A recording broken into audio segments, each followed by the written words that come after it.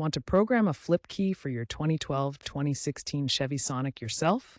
It's a common DIY task to replace lost keys or add spares. You'll need a compatible flip key blank, such as GM part number 135991455 or aftermarket equivalents, a working programmed key, and the vehicle's key tag with the VIN sticker for security verification. While newer cars have more complex systems, Sonics from this era can often be programmed at home, potentially saving you $100 to $200 compared to a dealer visit. Success rates are around 70 to 80% for DIYers, so let's get started.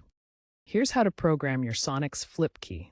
First, access the car's body control module via the OBD2 port under the dashboard. Insert your existing working key and turn the ignition to on, not start, within 5 seconds. Quickly cycle the key on and off rapidly around 5 times. Listen for chirps or watch for dashboard lights indicating programming mode. Take your new key and repeat the on-off cycle to program it. You can program multiple keys this way. Finally, exit programming mode by starting the vehicle or waiting for a timeout.